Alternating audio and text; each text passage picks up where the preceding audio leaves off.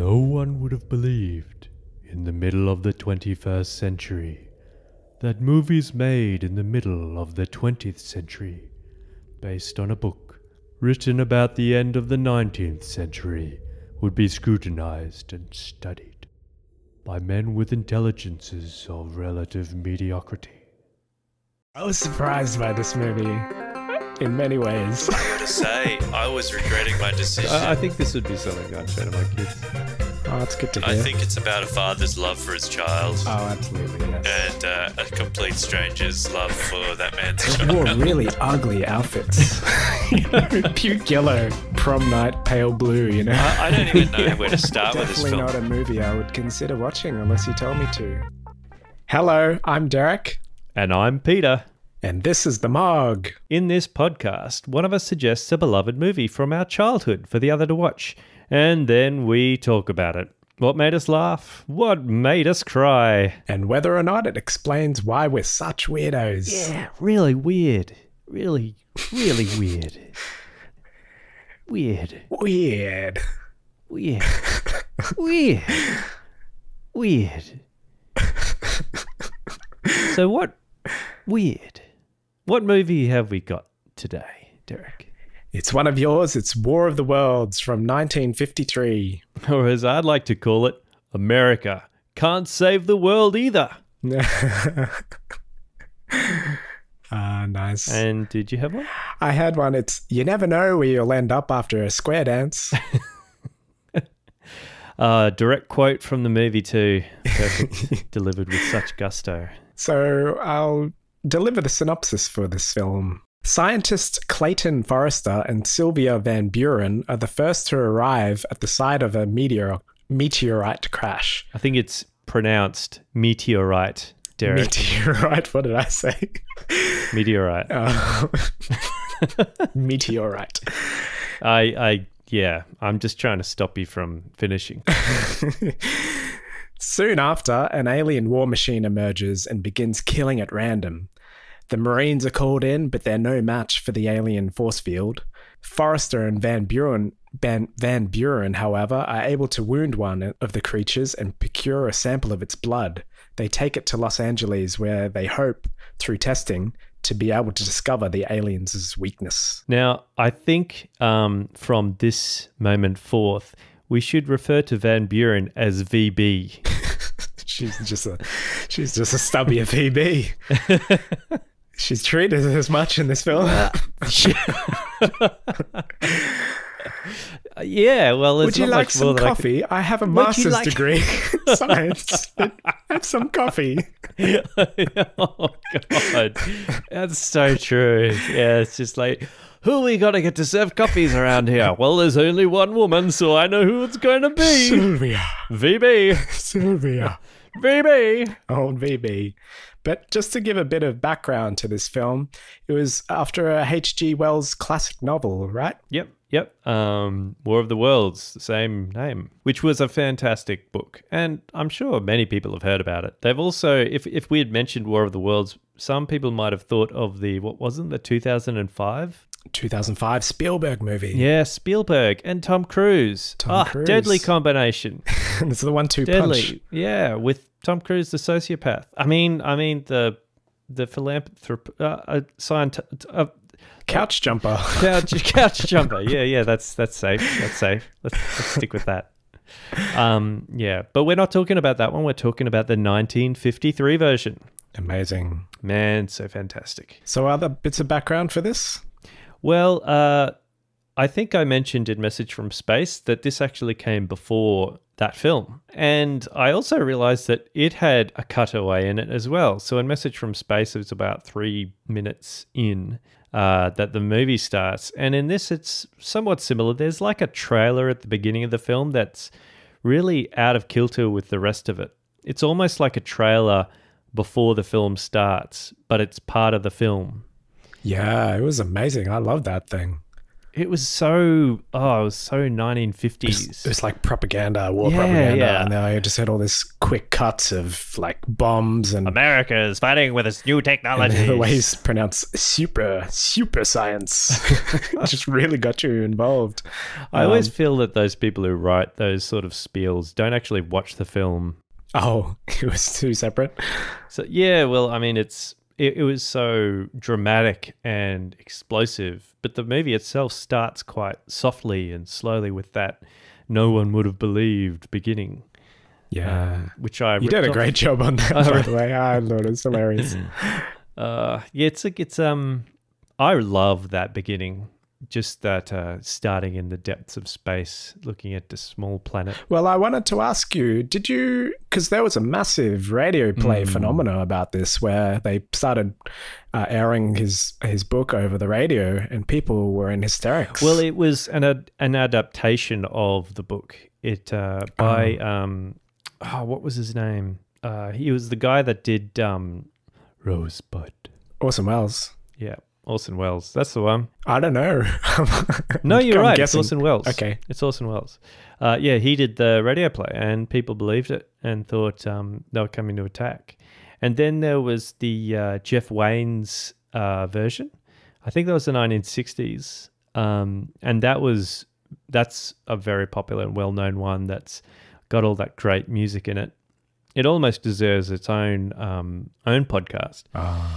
But this one is somewhere in between that, but still a classic, I would say, because the latest film really does a lot of callbacks to this film. Yeah. And so how did you find it anyway? Well, I did skip through the latest one and I did notice some of that stuff. But I wanted to ask you about, did you experience the radio play first and had a background before you watched Not this? the radio play. So I didn't experience the radio play, but I did experience the musical radio play. Oh, you did? Okay. I didn't really know about the other one, the Orson Welles one, until much later. Oh, yes, because this was after... Yeah, I get you now. So you had the music in the 60s one, and the vibe of all this. Yeah. Because I find that different medium of just listening, it lets your imagination sort of go further. It really does, yeah. Than watching this, just play out in front of you and you're limited by what you're seeing. It really is a fantastic book, fantastic story, because so many people have built on it.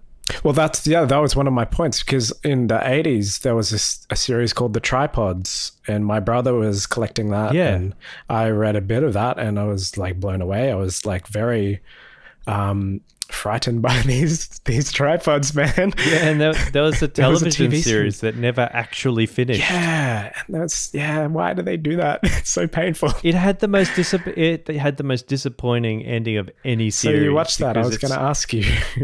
Yeah, I did. My brother was even more into it than I was. Yeah, it was just a bit before our time, I think, which is why. Yeah, it was 80s, early 80s. I think we were watching it as it was coming out, or as it was on television.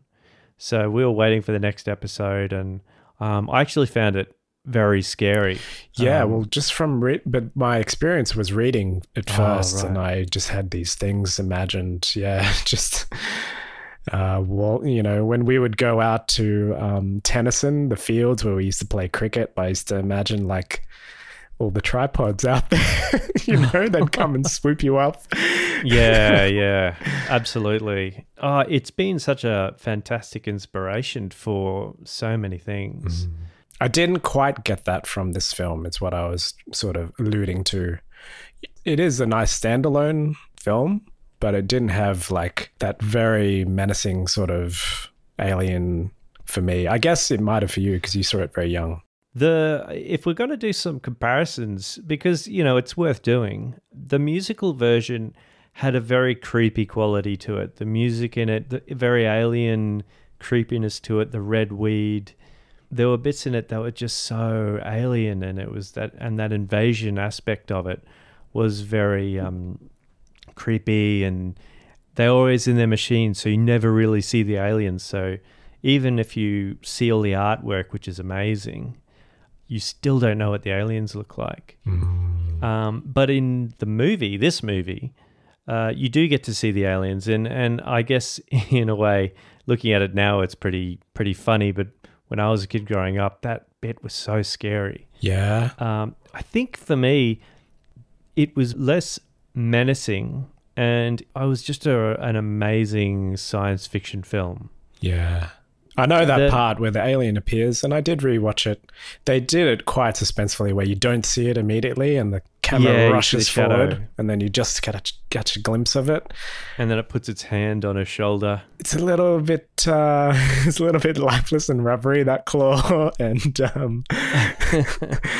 I thought it wasn't that bad considering the time, and you could see all of the veins pulsing on it. Yeah. There was one part where Forrester just throws a 2x4 at it, and it just flees with its almonds in the air. Yeah. Screams. It was very childlike, wasn't it? It just squeals. Yeah, I think even when I was younger, it kind of felt like a child was saying hello after they've just been wiping out all of humanity. It wasn't really an intelligence. Okay.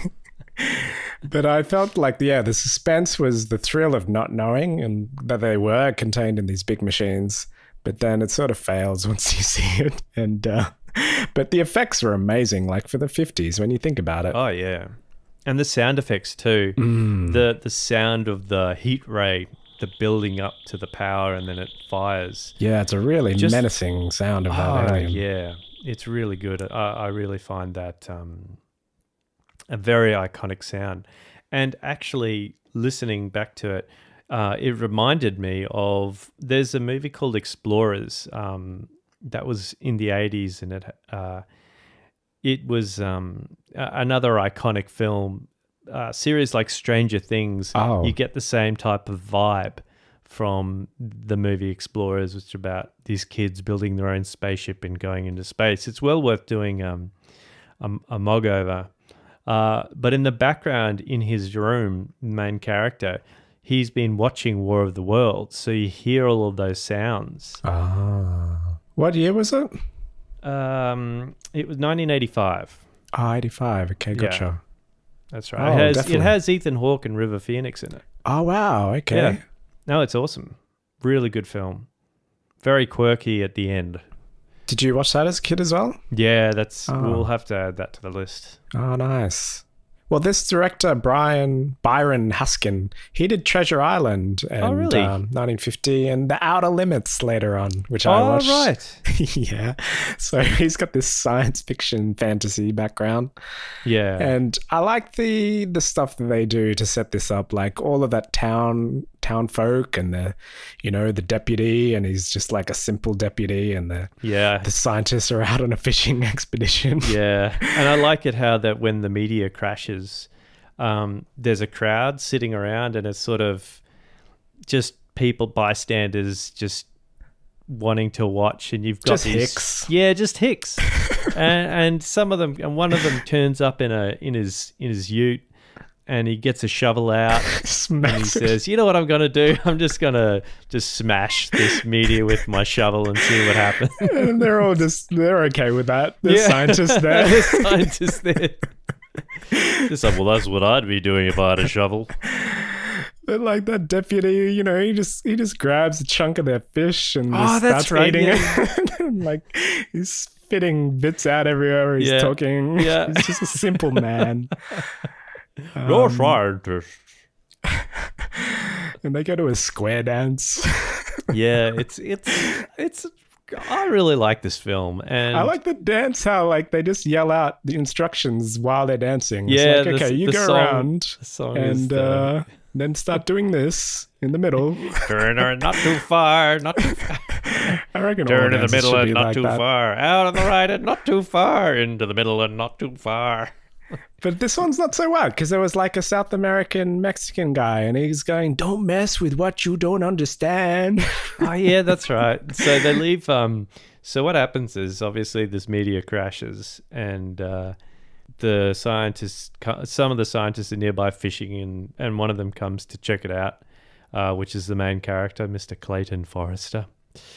Oh man, such a manly man with glasses. He's very manly. He had a very strange tan. Yeah. It's like they couldn't quite figure out what makeup to give him. It was the makeup. That's what it was. It was just a Or he shade was too dark. constantly burnt. Been out in the sun too much. He's a scientist. He's supposed to be indoors. But there's 3 of them that end up like investigating. Yes. The South American, the redneck, and one other guy. And like the redneck says, "What do we say?" And we go, "Welcome to California." Man, that would be the same script if it was written right now with the same setup, I reckon. It's hilarious. It's good. Sure, everyone knows when you wave the white flag, you want to be friends. Hey there, open up. We're friends. Come on. Oh, those poor guys, man.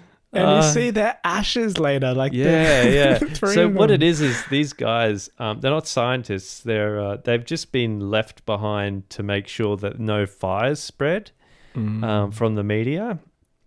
And so while the media's there and they're checking it out, it's nighttime. Everyone's at the square dance. So then it begins to unscrew. And I love that bit with the unscrewing. You know, it It's just starts very suspenseful, but I was often wondering, like, advanced technologies, are they still using screws? Of course they are. Like later on, they have the open door that just opens up. Well, you don't know how No. it was. You don't know how it was unscrewing. It could have been very technical how it unscrewed. It was very suspenseful. It was good. But yeah. So they get killed with their white flag. I just love. I actually do love the aliens in this. From just their attitude to humans, there's no negotiation, no communication. It's just wipe them out. Yeah. And I did read a bit that the theme was about imperialism. So Yeah, it's almost like they knew what white people were like. But the weird thing was that he was talking about Tasmanians. Like they wiped out all of the Aboriginals on Tasmania around the time he wrote this. Are you talking H.G. Wells? H.G. Wells, yeah. Yeah. I don't know too much about the background behind why he wrote the book. Yeah, well, I just read that one quote. Okay. Yeah. But they were ruthless, yeah. And then afterwards he writes a quote about, "I hate being white." Did he? No, I'm just... Okay. But then, there was a weird part where he was in a plane, and I wasn't sure if he was actually in a plane, but yeah, he was in a plane. So Forrester can pilot a plane. Of course he can. He's a scientist. Man, this guy can do everything, and I'm sure he can cook finger-licking chicken. Oh, yeah. He had Because an amazing tie. Disappeared. It was a Colonel Sanders looking tie. Yeah. And you asked me before we started this that was there anything that was a standout funny bit? And I had to sit down and think, I don't know. When I was a kid, I looked at this, quite seriously. I didn't find stuff funny. And then I was thinking back watching it, and I was like, the tie. Just the tie. His Colonel Sanders tie throughout the whole thing. Gene Barry. And then suddenly I see it and I'm just craving chicken.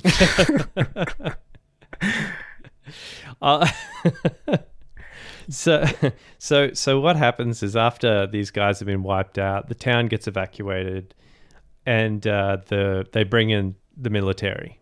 General Mann. Well, no, but before General Mann is Colonel Hefner. Oh my gosh. We've got Mr. Hefner comes in to get everything set up, and then General Mann comes This along. can't be a coincidence. I'm thinking. The Hoff meets the man. This is the 50s though. Yeah, probably related somehow. So they get set up with all the military encampment, and of course every encampment, when everyone needs to pitch in, you got all your soldiers there, but you need someone to pass around the coffees and donuts. Would you care for some coffee, Miss Van Buren? Oh my gosh. Oh, well, I mean, what else is a woman with a master's degree to do? Yeah. She was good. She was pretty, but a little bit on the overacting side.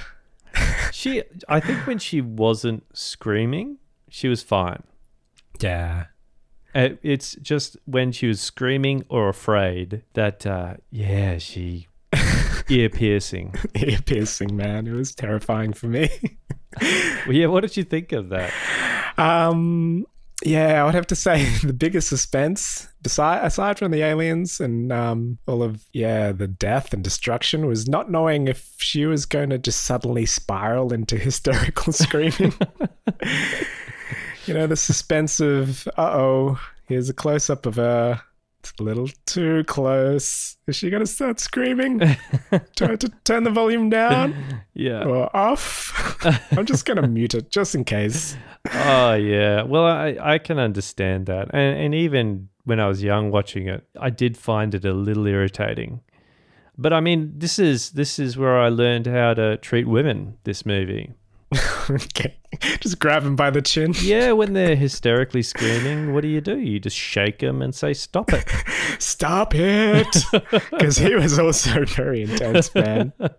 Yeah, he was intense. Well, he was very laissez-faire when you first introduce him. He's almost stoned. Yeah. It's a meteor.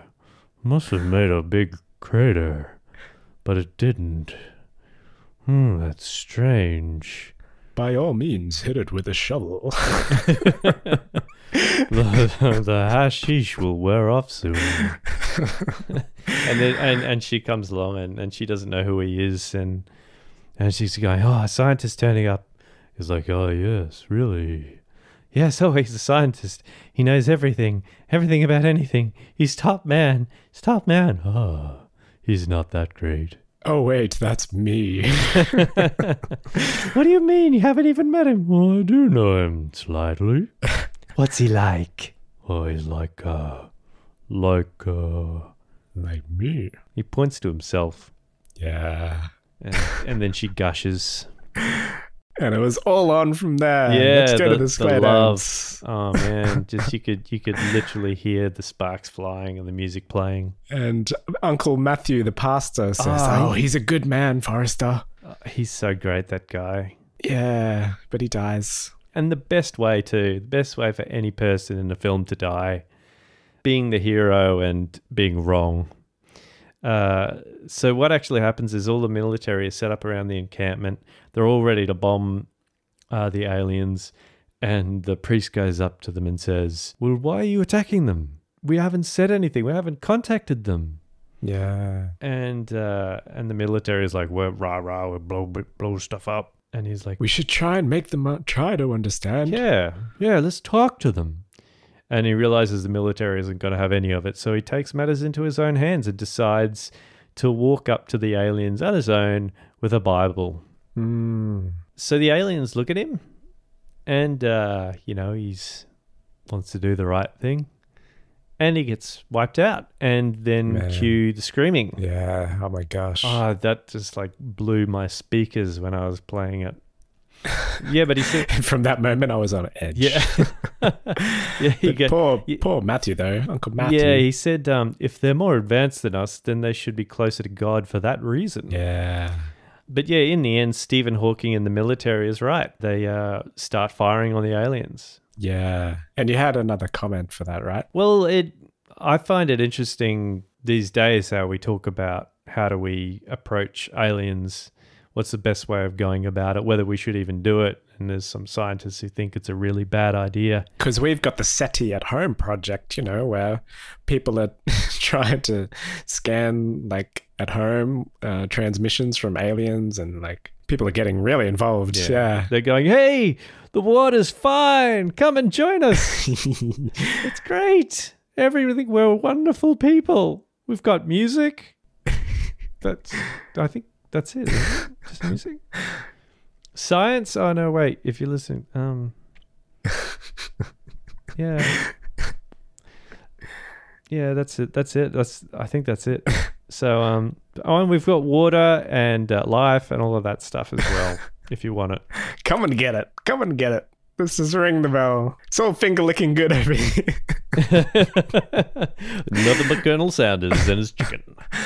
In a way, you could literally replace the invasion from Martians with alien species just picking up some signals and deciding that they'd like to come. And literally, that's what most science fiction war films are about these days. What is it? Battle Los Angeles. even the latest War of the Worlds had a different spin on it. I thought it was a bit weird, to be honest. The latest spin where they had the ships planted in the earth before people had even set up. Oh, that's what happened. Right. Yeah, it was a strange reasoning for it. It's like, yeah, we've got ships that we've sent and aliens haven't decided to land there yet, and then they appear. It didn't make a lot of sense to me. Less sense than this. Really, my thoughts were just about how we view aliens these days, whether it's this is very dangerous, and you've got some people who are, we should be friends, and if they're more advanced than us, then they should be fine and wiser than us. I don't think we've, as humans, ever demonstrated that having advanced technology has made us in any way, shape or form wiser. But yeah. What are your thoughts on that? Well, I haven't really thought about that, but I liked your comment about the Americans. Well, they are the leaders in the way of how we treat alien species, or illegal alien species as well. Sorry, did I just say that out loud? But then again, in Australia, we're even better. If an alien spaceship came, we'd just turn them around if we could.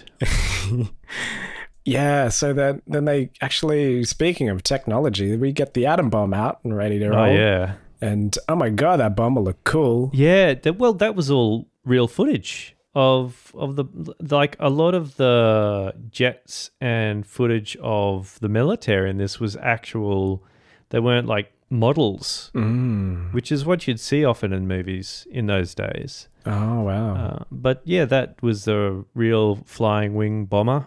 I didn't really think about it until I was watching it this time round. Yeah. And I remember seeing some of those jets and trying to collect them as models. Not the wing bomber though, the flying wing, but other little jets that are in it. Yeah, wow. They look very cool. And like they're planning it with General Man and he's got the chalk out. It's colored chalk. So it's serious. It's yellow, red and blue. Yeah, and he's explaining the what crescent strategy. I thought that was really cool. It's like a video game almost. Yeah. And meanwhile, the lovebirds are off in their little hut. Yeah, that's right. Where what I love is he says to her, "Let's go see if we can find something to eat, huh?" Some breakfast, and she's cooking eggs in the next scene. The next scene, she's cooking for him. And he comes up to her and goes, "Ooh, that looks good." That's when they run into the alien. And he throws a 2x4 at it, but he chops off the eye with an axe. Yeah, that's right, with an axe. And there's blood, and she gets just hysterical loses again. it, man. Oh, man. Stop it! Grabs her chin, calms her down. Oh, my God. Looks into her eyes, she looks into his and says, "I'm all right now." Or she doesn't say it. And then when they hook up that eye later on, it's like, it just reminded me of "You're looking at now, sir." Because they look through the eye and you see its image. "What are we seeing?" "You're looking at now." Oh, yeah, looking at now, sir. Well, I like it how the guy comes up to her specifically and says, "Now let's see why they were so curious about you, Miss Van Buren." And she comes up to the screen and her face is just literally nose into the screen. And she's looking terrified and cross-eyed. Trembling. And at that point I muted because I know she was going to scream. She didn't though. She didn't, yeah. She was too scared. And then while the scientists have finished that, it's time for the flying wing to go off and drop an was it an A-bomb or an H-bomb? I think it was an A-bomb, but it could have been an H-bomb. It was amazing. And it reminded me of Evangelion. I know you watched that, didn't you? Oh, right. Yeah. Where they drop all they've got on it and it disappears out of the smoke, the lights, and it hasn't been touched. Yeah. There's the, I do like, there actually was a funny part in that where it cuts to it and everyone's getting ready and they've got those speakers coming out of a truck and it goes, "Attention, please. 4 minutes to bomb time." It was cool stuff, man. The countdown. Alicia was walking by and she just cracked up at that. Oh, okay. Thought it was funny. Well, 4 minutes to bomb time. Bomb time. Will Smith drops in. Boom! Shake the room. I loved all the extras, man. There were just tons and tons of extras. Lots of they put a extras. lot of effort into Like this. in Los Angeles, where all of the rioters are set. There's so many people. Oh my God, yeah. And the aftershock and showing them all just like getting blown away. That was really cool stuff. Yeah, radiation poisoning. Oh, yeah. Actually, yeah, the wind blowing people off trucks and stuff. I never really thought of it, but technically that must have been quite difficult. That was cool. And then, later on, they're in the city and Gene Barry's in the long shot just packing a car, but he's incredibly intense, as always. In a long shot, you can't see his face, but he's like, Kratzman, did you get those biotics? And he goes, no, I thought you had them. He goes, never mind, I'll get them. Just packing up. Yeah, well, they were really late to the party. Everyone was evacuating, and it was such an orderly evacuation as well. Like nowadays, if you saw an evacuation, all the cars would be banked up in complete chaos. No one would be helping anyone, but the police were just waving people through, and children were helping other children pick up their balls to make sure that they leave the city. Yeah, I loved all the humanizing stuff in this. That was great. Yeah, there's a lot of segues in this between big scenes, like the invasion of the Martians. But it's all just people like doing their stuff, doing their part, working together, praying, reading, listening to the wireless. There was throwbacks to that radio play there where they had the radio guy. That's true. I thought. Yeah, that's right. That's true. I also like there was a scene where they're talking about there's newspapers about the Martian invasion, and there's this old lady with her knitting needles out, getting her little shirt together while she's talking about the apocalypse.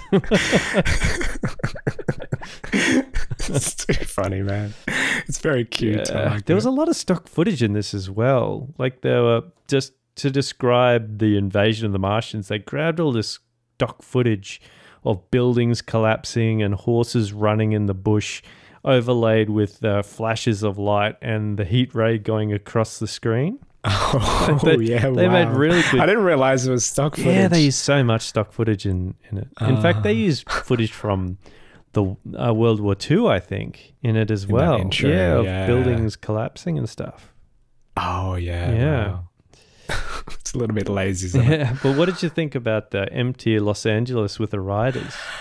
Oh man, that was great because they've just got these empty streets in the city and he's driving through alone and you feel the suspense, and I thought zombies were about to jump out. I thought it was like 28 Days Later where, we're Walking Dead where, empty streets. Yeah. Zombies. It was really, but it's worse. It was really good just how they had all those empty streets, and the Martians hadn't arrived yet, and everyone was getting ready and evacuating, and you had these riders and it was worse because they were angry mobs. It's not just zombies. It was like, oh my gosh, it was like awful. Yeah, I mean, you can understand zombies, but this was just people looking out for themselves. Yeah, and they had all of the scientific instruments and all of the stuff that they were going to use to try to come up with some biological way of fighting the Martians, and that just got destroyed by the mob. So really, they were looters. Yeah. So they were basically screwed at that point.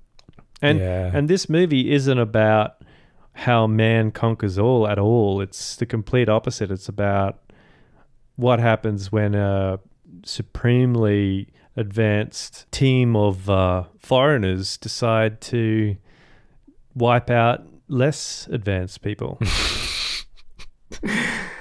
Yeah. Was that politically correct enough? I think so. Yeah, and they had the religious undertone with all of that, How long is it going to take for them to wipe out the earth? But God had to come 6 into days. Yeah, 6 days. Same number of days that God took to create it. 6 days. And they give her some weird looks there. What did you think about that? Sorry, weird looks. They give her these weird looks. There's all just close-ups of them looking at her after she says that. It was really about they weren't sure that she was about to scream or not.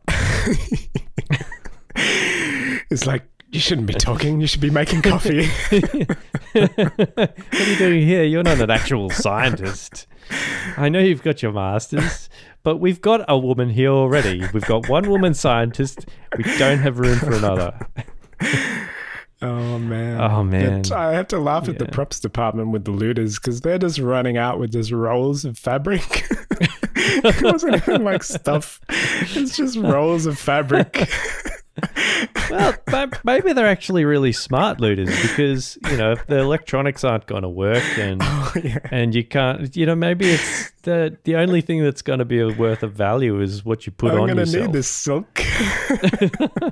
This dress looks fabulous. Someone's going to need it.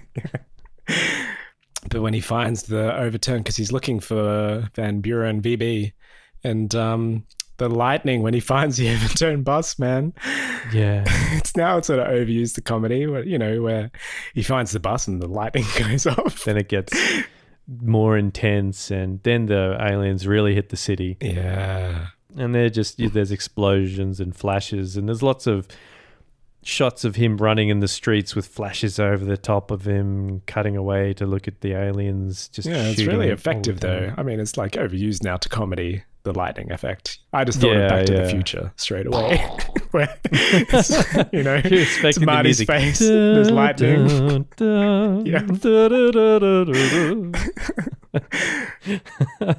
Marty! But it's so effective. This is getting heavy, Doc. You really feel it. Like, oh my God, the bus is overturned. What happened to them? And they have all these shots of the churches and, the worried faces. It was quite sad, actually. Yeah, well, the people who weren't able to escape the city are all holed up in different churches, and he's going from church to church trying to find Sylvia, VB, and he's unsuccessful in his first 2 attempts. And of course, the rule of 3, he finds her in the 3rd church. Ah, yes. And it's less than about whether they're going to survive and more about whether they're going to see each other before the end. Oh, yeah. And just at that moment when all hope is lost, and they're doing their prayers, and the prayers stop because the aliens are shooting the church, and everything's crumbling. The alien starts to slow down, and just there's this really cool sound effect of it, sort of slowing down and then crashing into a building, and just suddenly stopping, and there's just dead silence. And the door opens. Yeah. And the little suction cup fingers, the rubbery fingers pop Yeah, down. I thought that was awesome. When I was a kid, just because it didn't show everything. It didn't show the alien. It just showed this hand that was just slowly crawling. And you weren't really sure whether to feel sorry for it or not because something's dying and it's sort of crawling to escape. And then and this music is just sort of slow, just really soft in the background, and then it just stops and everything stops. Yeah. As it dies. So there are bits in this that I still really enjoy seeing. Actually, I enjoyed watching this. I found it quite watchable again. And there was a narration at the end, and he says it's the germs, the bacteria. Yeah. Oh, and thank God for God. And then amen at the end. Yeah, amen. That's right. This movie ends with an amen. So no one would have believed that God came and saved everyone by making germs. Germs. Amen. What happened to the antibiotics? We need germs, damn it. For the aliens. I'm glad you could get some enjoyment from rewatching this. Oh, absolutely. This is another one that's high on my nostalgia meter. Yeah, but what about you? How did you find it overall watching it again? Oh, yeah, it was good. It's a classic film, and the special effects of this era are really advanced. Like, I might joke about the little suction cups and the fingers and the rubbery hands flailing around, but you know, it was really advanced for its time. Well, what did you think of the actual alien ships and models themselves? Yeah, amazing. Like, that stuff was great. As I was saying, like, up until that bit where you see the alien, you just have no idea what they are, and they're just all powerful. And it really captured that sense of unease and menace, because we didn't really talk about it, but the intro was great. It was like they were just introducing like Mars and the alien threat and like where they couldn't go, and this went all the way out to Pluto. Yeah. And they just started describing, like, you know, the barrenness of all these other planets, and then it settles on Earth. I think they got some of the science wrong about giant Jupiter. How it's rocky volcanic planet. I'm not sure if Jupiter really is a rocky volcanic planet. Oh, okay. Well, it was the 50s. Pluto's not even a planet anymore, really. Yeah. Yeah. They couldn't go to Pluto. It wasn't even a planet. But did you have was it a frightening thought to think that there was hostile life forms on Mars when you were a kid? Yeah. It certainly conjured up a lot of my imagination. I remember at school I actually wrote a book. Everyone had to write a little fictional book, and I wrote one about people actually reaching Mars and discovering that there did exist life underneath the surface of Mars, but it Wow. had all passed away because of climate change. Oh, yeah, nice. That's Even Total back Recall. then, yeah, You basically wrote Total Recall. even before I saw it. Yeah, there was just advanced machinery underneath the surface of Mars. They discovered it by falling through crevices. Yeah, I really love the idea of aliens on Mars. Were the aliens hostile? No, actually. Oh, well, I did imagine a lot about the Martians from War of the Worlds invading Earth, though. I drew a lot of pictures about those walking machines. I kind of interchanged between Jeff Wayne's War of the Worlds walking machines and these flying machines. Which do you think is scarier? Oh, the walking machines. Yeah, me too. I think that these ones are cool, but I think that the walking machines are terrifying. Yeah. Especially the Jeff Wayne's ones. I remember there's a picture in the album of it of crows tearing the flesh out of those walking machines as they've died from the bacteria. Oh, wow. Okay. Yeah, just the imagery in Jeff Wayne's War of the Worlds is really amazing. So I never really had that to think about. I just had clowns in the fridge. Yeah. Tim Curry. What's for dinner, Mum? Tim Curry. Oh, God. Yeah, I think you've been scarred for life about that. No, but it is scary. I never had aliens as a thing, and you had that. Oh, absolutely. It's a different. That's science fiction. My love of horror has always been more around the supernatural and aliens than it has been about monsters or serial killers, if that makes sense. Supernatural is like ghosts and that type of thing, not monsters that live down below and where everybody floats. But it really was an unstoppable force. You got that sense, and the power and their superior technology. This feeling of helplessness watching this film was really strong and sinister right up until you see their rubbery claws flailing around. So you made it through about a third of the way through before all of that was just gone. I love the setup of the town and the simple people and the scientists on the fishing trip and the square dance and the pastor's daughter. And you grow really close to these characters very quickly this way. And if you can get past the screaming. Yeah. Now, I've got something that I don't think you might have discovered.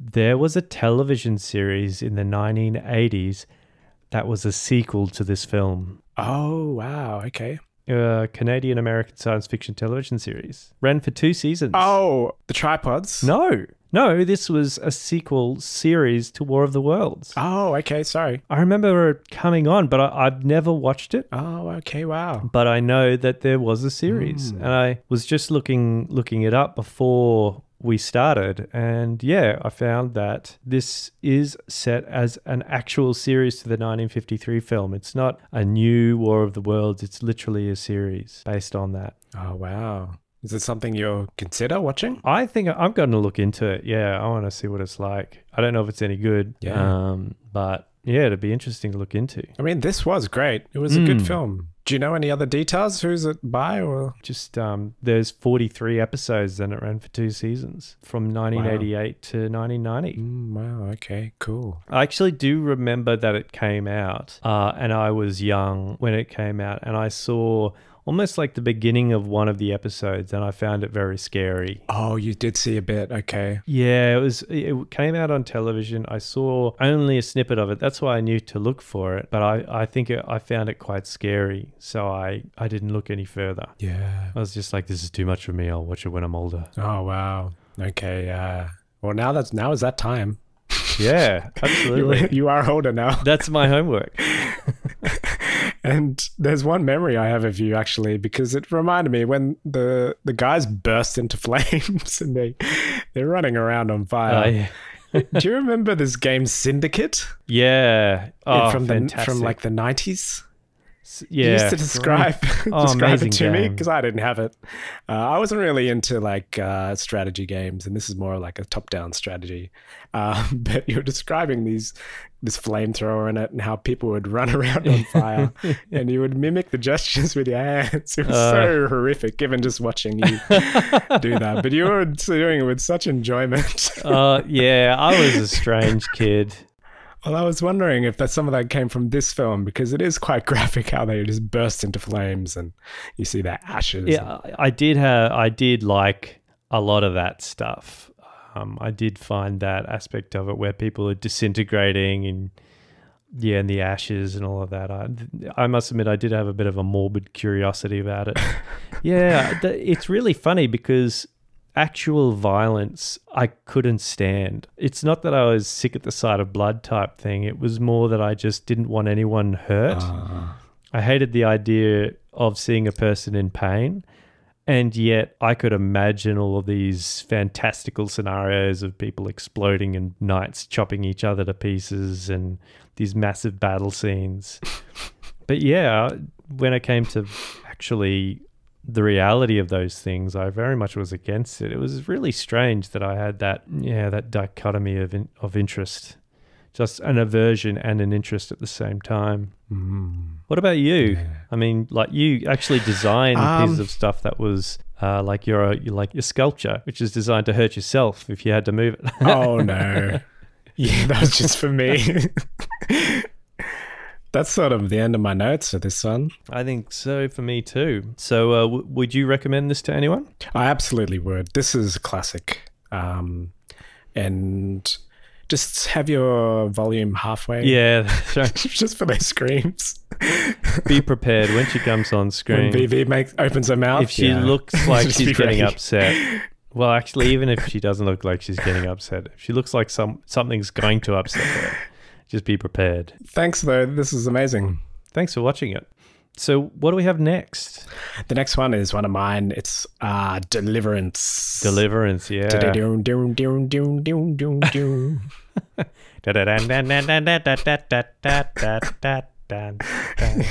Thanks again, everyone. Have a good one. You stopped. Derek. Stop it. Stop it.